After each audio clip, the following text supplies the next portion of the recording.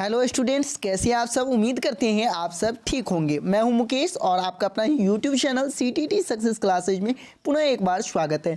जैसे कि आप सबों का काफ़ी ज़्यादा कमेंट्स आ रहे हैं कि सर अलग अलग शिफ्टों के जो एग्ज़ाम हुए हैं उनका आंसर आप जो है अपने वीडियो के माध्यम से करवा दीजिए। तो चलिए इसी कड़ी में आज हम 24 दिसंबर 2021 का क्वेश्चन आंसर लेकर के आप सबों के बीच आया हूं और सभी क्वेश्चन को हम एक एक करके करते जाएंगे, जिससे कि जिनका एग्जाम 24 दिसंबर को हुआ होगा वो अपने आप को ये देख पाएंगे कि आखिरकार हम कितने नंबर ले पा रहे हैं, कितना नंबर, कौन कौन से क्वेश्चन मेरा सही है। तो चलिए हम बिना देरी के हुए शुरू करते हैं वीडियो को। और यहाँ आप सभी से, यदि आपका 24 दिसंबर का एग्जाम नहीं था तो आपको कौन शिफ्ट के और भी इस तरह के वीडियो चाहिए, आप लोग मुझे कमेंट करके ज़रूर बताइएगा। तो चलिए 24 दिसंबर को जिनका एग्जाम था उनके आपने क्वेश्चन देखा होगा दिव्यांग जन से रिलेटेड। तो इसका जो आंसर हो जाएगा वो आपका क्या हो जाएगा, तो व्यक्ति जिसे बौद्धिक अक्षमता कहते हैं, जो डिसेबिलिटी है ना, इससे रिलेटेड हो जाएगा और इसका राइट आंसर एक हो जाएगा। हम फटाफट आंसर कर रहे हैं, आप लोग अपने जो पीडीएफ के अनुसार से मिला लेंगे।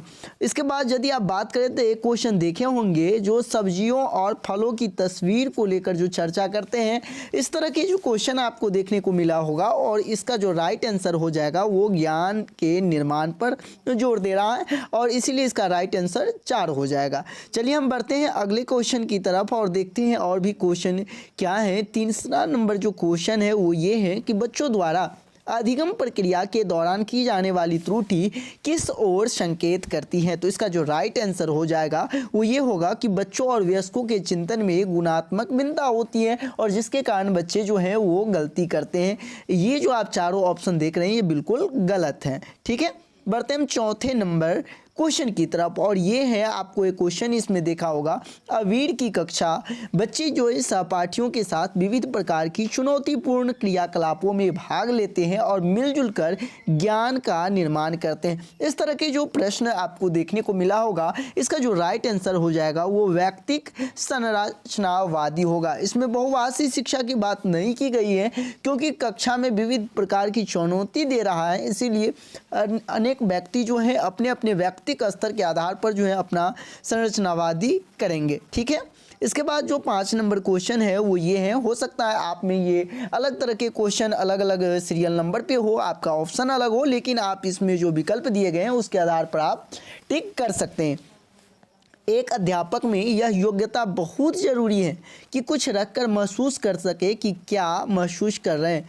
तो इसका जो राइट आंसर हो जाएगा वो आपका हो जाएगा सहानुभूति। आपने पढ़ा भी होगा कि टीचर में एक जो होनी चाहिए ना, वो किस चीज़ का गुण होना चाहिए, तो सहानुभूति का गुण अवश्य होना चाहिए। ठीक है, चलिए 6 नंबर जो क्वेश्चन इस तरह आप देखे होंगे जो आपका NEP 2020 से रिलेटेड है और इसका जो राइट आंसर होगा ना वो हो जाएगा आपका 1, 3 और 4, यानी 1 सही है, 3 सही है और 4 सही है। ठीक है, चलिए हम बढ़ते हैं अगले क्वेश्चन की तरफ और ये है आपका समीपस्थ विकास का सिद्धांत ZPD और इसमें आपको कोई दिक्कत नहीं होगा। इसका जो राइट आंसर हो जाएगा वो लेव वैगोत्स्की हो जाएगा।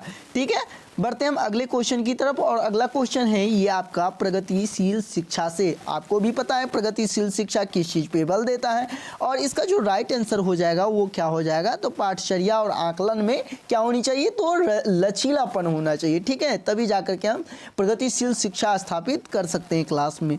चलिए हम अगले नंबर क्वेश्चन को ले लेते हैं और इसमें समावेशन के अनुरूप नहीं बताया गया है, निगेटिव क्वेश्चन है और इसका जो राइट आंसर हो जाएगा ना वो ये हो जाएगा कि श्रवण अक्षमता वाले को बच्चे को अलग विद्यालय का प्रावधान, ऐसा बिल्कुल नहीं। समावेशी शिक्षा कभी भी जो है ना अलग विद्यालय प्रोवाइड करने की बात नहीं करते हैं, इसलिए इसका राइट आंसर हो जाएगा 1। ठीक है, चलिए हम बढ़ते हैं अगले क्वेश्चन और ये क्वेश्चन आपको डेवलपमेंट से रिलेटेड है। आप देख सकते हैं विकास के विषय में पूछा गया है, तो आपको भी पता है जो विकास जो होती है वो क्या होती है, परिवर्तनशील होती है, परिवर्तनीय होती है, चेंजिंग होता है डेवलपमेंट।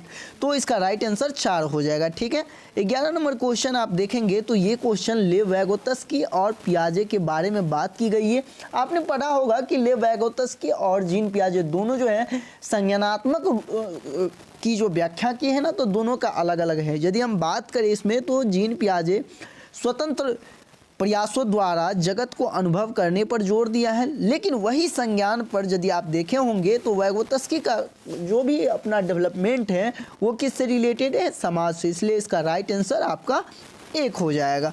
ठीक है, चलिए अगले नंबर क्वेश्चन देख लेते हैं। 12 नंबर क्वेश्चन कह रहा है कि अधिगम प्रक्रिया की गुणवत्ता नहीं बढ़ाएगी। निगेटिव क्वेश्चन है तो बिल्कुल बच्चों को विविध तरीके से नामांकन बिल्कुल नहीं करेंगे और ये बिल्कुल निगेटिव है, इसीलिए इसका राइट आंसर 2 हो जाएंगे। ठीक है, बढ़ते हैं अगले क्वेश्चन। और ये क्वेश्चन जो है आपका उच्च श्रेणी की चिंतन से रिलेटेड पूछ रहा है, जो कौन नहीं है। तो आपको भी पता है कि रचना, कोई चीज़ का क्रिएटिव करना, ये तो चिंतन पे आधारित है। निरूपण कोई चीज़ का करना तो ये भी चिंतन पर है। विश्लेषण कोई चीज़ का करना ये भी आपके। प्रत्यास्मरण करना ये चिंतन की काम नहीं है, इसलिए इसका निगेटिव आंसर हो जाएगा आपका 1 हो जाएगा। ठीक है, चलिए हम बढ़ते हैं अगले क्वेश्चन और ये है आपके हार्वर्ड गार्डनर के बहुबुद्धि सिद्धांत। यदि आपको वीडियो अच्छा लग रहा हो तो वीडियो को लाइक करें, आप अपना कमेंट करें कि आप कितने नंबर सीडीपी में ला रहे हैं और आपको कौन से सब्जेक्ट का और भी वीडियो चाहिए, कॉन्सेप्ट का चाहिए, ये मुझे कमेंट करके अपनी प्रतिक्रिया आप जरूर साझा करें। ठीक है, इसमें हार्वर्ड गार्डनर ने का जो आप पढ़ा होगा कि यदि कोई बालक खुद से किसी चीज़ों को करते हैं तो अंतर्वैयक्तिक से, लेकिन जब दूसरी की बातों को हम समझते हैं ना, दूसरी की मनोदशा, तो ये अंतर्वैयक्तिक बुद्धि के अंतर्गत आ जाएगा, इसीलिए इसका राइट आंसर 1 हो जाएगा। ठीक है, बढ़ते हैं 15 नंबर क्वेश्चन और ये कह रहा है किसी समस्या समाधान तक पहुंचने के लिए जो मिलती जुलती समस्या का उद्धरण क्या कहलाता है। तो ये जो आपका कहला जाएगा, ये आपका इसका राइट आंसर होगा साधन लक्ष्य विश्लेषण। ठीक है, चलिए हम बढ़ते हैं अगले क्वेश्चन की तरफ और ये है संकलनात्मक चित्रण। संकलनात्मक चित्रण संप्रदाय की समझ किस प्रकार सुसाध्य करते हैं।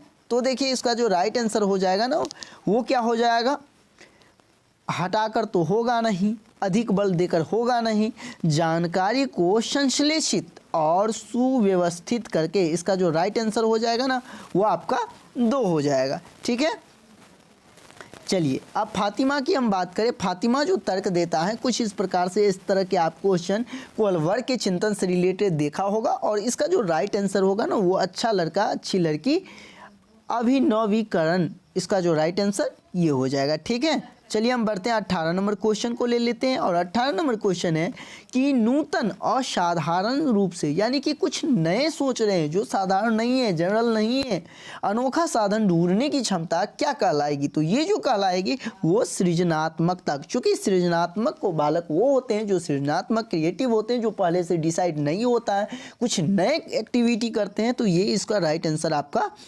सृजनात्मक हो जाएगा। ठीक है, इसके बाद है मानदंड निर्देशित आकलन। तो देखिए मानदंड निर्देशित जो आकलन होता है ना वो आपका किस पे निर्भर करता है, तो वो आपको परसेंटाइल पे, यहाँ जो आप सतत मकता जो कहते हैं ना इसे परसेंटाइल कहते हैं, और आकलन आधार मानने वाला यानी कि असेसमेंट करेंगे। ठीक है, इसलिए इसका राइट आंसर 1 हो जाएगा।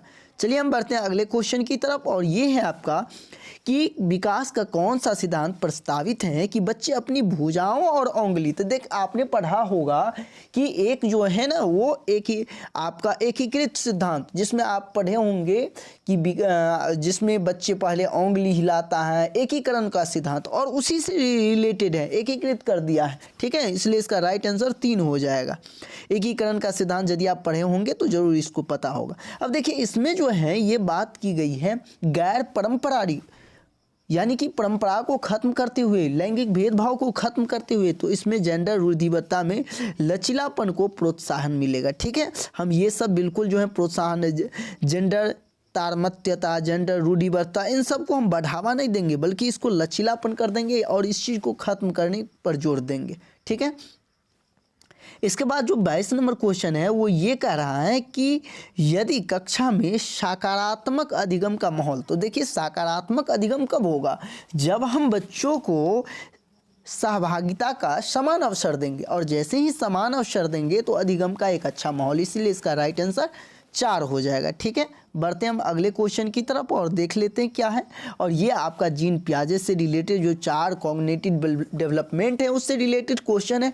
और इसका जो राइट आंसर हो जाएगा ना, चूंकि बच्चे मूर्त वस्तुओं के साथ ही, यानी वो अमूर्त वस्तुओं को नहीं कर सकते हैं, तो औपचारिक तो बिल्कुल नहीं होगा, संवेदी होगा नहीं, पूर्व संक्रियात्मक हो, तो इसका राइट आंसर मूर्त होगा। चूंकि ऑलरेडी यहाँ बोल दिया है कि सिर्फ मूर्त वस्तुओं के साथ ही समस्या समाधान कर सकता है, तो मूर्त के लिए मूर्त होगा। ठीक है, चलिए हम बढ़ते हैं 24 नंबर क्वेश्चन की तरफ। और ये देखिए, आपने पढ़ा होगा समायोजन, समावेशन, क्रमबद्धता और संरक्षण।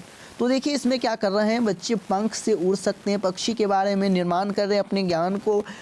ठीक है, इसके बाद इसमें क्या कर रहा है, और तो इसमें कह रहा है चमगादड़ को भी देखा, स्तनधारी कहने के बजाय पक्षी ही कहा, यानी कि उसमें जो है अब समायोजन का गुण आ चुका है। ठीक है, समावेशन तो होगा नहीं। ठीक है, चलिए हम बढ़ते हैं 25 नंबर क्वेश्चन की तरफ। और देखिए आंखों के रंग, आपने पढ़ा होगा कलर ब्लाइंडनेस, तो आप यहाँ जो है ना अनुवांशिकता और पर्यावरण सोच के लगा दिए होंगे, लेकिन ऐसा नहीं है।